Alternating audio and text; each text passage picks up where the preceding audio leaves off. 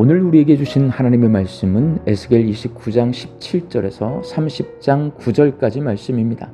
27째 해 첫째 달 초하루에 여호와의 말씀이 내게 임하여 이르시되, 인자야, 바벨론의 느부갓네살 왕이 그의 군대로 두로를 치게 할 때에 크게 수고하여 모든 머리털이 무질어졌고 모든 어깨가 벗어졌으나 그와 군대가 그 수고한 대가를 두로에게 얻지 못하였느니라. 그러므로 주 여호와께서 이같이 말씀하셨느니라. 내가 애굽 땅을 바벨론의 느부갓네살 왕에게 넘기리니 그가 그 무리를 잡아가며 물건을 노략하며 빼앗아갈 것이라. 이것이 그 군대의 보상이 되리라. 그들의 수고는 나를 위하여 함인즉 그 대가로 내가 애굽 땅을 그에게 주었느니라. 주 여호와의 말씀이니라. 그날에 나는 이스라엘 족속에게 한 뿔이 돋아나게 하고 나는 또 내가 그들 가운데서 입을 열게 하리니 내가 여호와인 줄을 그들이 알리라. 또 여호와의 말씀이 내게 임하여 이르시되, 인자야, 너는 예언하여 이르라. 주 여호와께서 이와 같이 말씀하시되, 너희는 통곡하며 이르기를 슬프다 이 날이여 하라. 그날이 가깝도다. 여호와의 날이 가깝도다. 구름에 나를 것이요 여러 나라들의 때이리로다.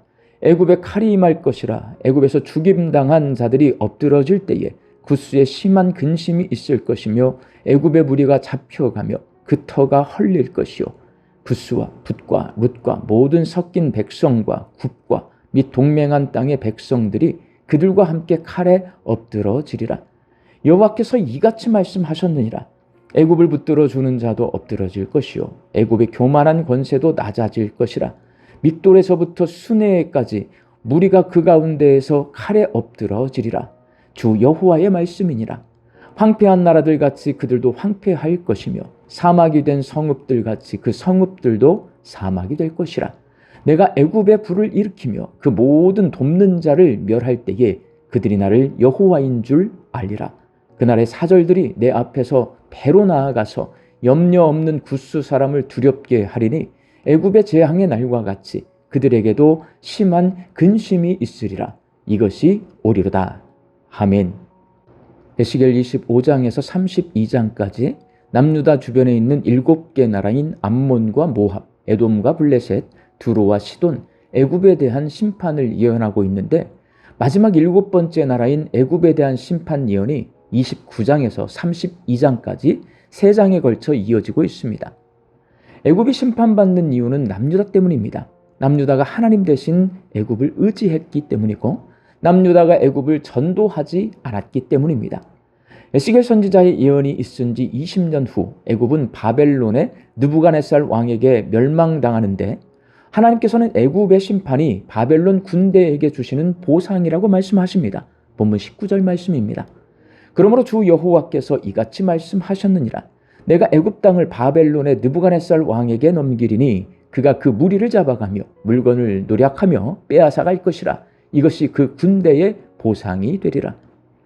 하나님이 이렇게 바벨론에게 애굽을 보상으로 주신 이유는 두로를 심판하느라 고생했기 때문입니다. 본문 18절 말씀입니다.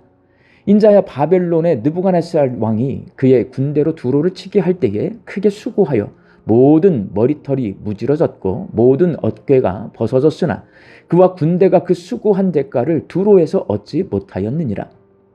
에스겔 선지자가 교만을 가득 실은 배인 두로가 침몰할 것이라고 예언한 지 2년 후에 바벨론 군대가 두로를 공격해서 육지 두로를 멸망시켰지만 결국 섬 두로는 함락시키지 못합니다. 하나님께서는 바벨론을 두로를 심판하는 도구로 사용하셨고 13년 동안이나 머리가 대머리가 되고 어깨가 벗겨질 정도로 수고한 대가로 바벨론을 전리품으로 주셨습니다.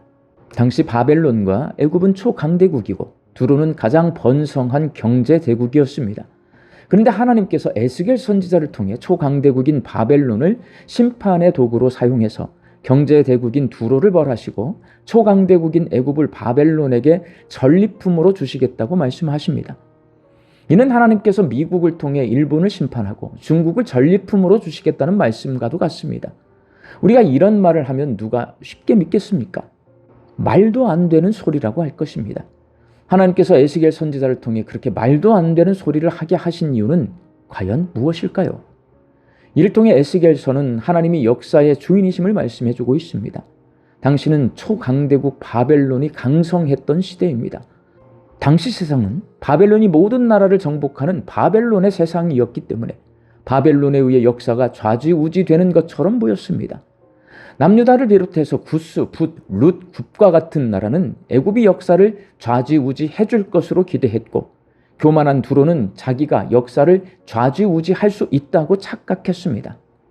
그러나 에스겔서는 바벨론을 도구로 사용해서 두로와 애굽과 애굽 동맹국들과 남유다를 심판하시고 심지어는 바벨론에게 전리품으로 내어주시는 하나님이 역사의 주인이시라고 말씀합니다.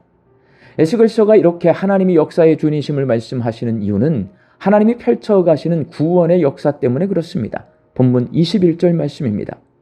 그날에 나는 이스라엘 족속에게 한 뿔이 돋아나게 하고 나는 또 내가 그들 가운데서 입을 열게 하리니 내가 여호와인 줄을 그들이 알리라. 여기서 이스라엘 족속에게 돋아날 뿔은 하나님께서 보내실 구원자를 말합니다. 하나님께서 초강대국을 사용하셔서 역사를 주관하시는 목적은 하나님이 택하신 백성인 이스라엘을 회복시키고 그들 가운데 한 뿔을 돋아나게 하시기 위함입니다. 이 예언은 바벨론 포로를 이끌고 예루살렘으로 돌아온 스룹바벨을 통해 1차적으로 성취되었고 구원의 뿔인 예수님이 이 땅에 오심으로 온전히 이루어졌습니다. 사랑하는 광주 양림교회 성도 여러분, 미국과 중국과 같은 힘 있는 나라가 역사를 좌지우지하고 있는 것처럼 보이지만 그렇지 않습니다. 역사의 주인이신 하나님께서 역사를 주관하고 계십니다. 하나님의 역사는 구원의 역사입니다. 아담이 범죄한 후 죄인들을 구원하시기 위해 예수님을 이 땅에 보내셔서 죄인들이 회개하고 하나님과의 관계를 회복할 수 있는 구원의 길을 만드셨습니다. 이제 예수님께서 재림하시는 날 하나님의 구원이 최종적으로 완성될 것입니다. 그날까지 하나님은 역사를 주관하십니다. 그러니 힘 있는 나라와 힘 있는 권력자들을 바라볼 것이 아니라 그들을 도구로 사용하고 계시고 그들을 통해 심판하시고 보상을 주기도 하시는 역사의 주인이신 하나님을 볼 수 있어야 합니다. 그래야 오늘 본문 29장 21절과 30장 8절에서 내가 여호와인 줄을 그들이 알리라 말씀하시듯 하나님이 역사의 주인이심을 알 수 있고 남유다처럼 애굽을 의지하지 않고 하나님을 의지할 수 있습니다. 역사의 주인이신 하나님은 세상의 모든 것들을 도구로 사용하셔서 죄인들을 구원하시기를 원하십니다. 그러니 죄인들을 구원하신 예수님의 능력으로 내가 구원받아야 합니다. 그리고 내가 죄인들을 구원으로 인도하는 도구로 사용되어야 합니다. 우리 광주 양림교회 성도들이 하나님이 역사의 주인이심을 알고 예수 그리스도의 복음을 믿어 구원에 이르고 죄인들을 구원하는 하나님의 도구로 사용되기를 주님의 이름으로 축원합니다.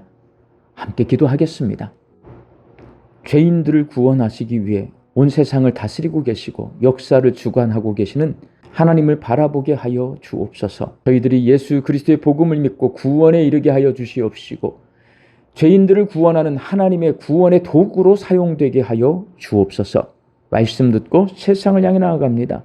우리 양림의 성도들 이 무더운 날씨 속에서도 안전하고 건강하게 지켜주시고 일하는 일터를 통하여 하나님 주시는 일용할 양식을 거두며 자족과 감사함으로 이 하루를 살게 하여 주옵소서. 흩어져 살고 있는 내 가족과 자녀들이 역사의 주인이신 하나님의 뜻에 순종하여 구원의 도구로 사용받게 하여 주옵소서. 육신 연약할 선악기를 간구하는 환우들을 불쌍히 여겨주시어서 예수님의 능력으로 치유하여 주시고 오랜 시간 침상에 누워 계시는 장기 환우들과 어르신들이 천국 소망 붙들고 오늘 이 하루를 살게 하여 주옵시며 애쓰고 힘써서 돌보는 가족들 위해 새 힘을 더하여 주옵소서. 예수님의 이름으로 기도하옵나이다. 아멘.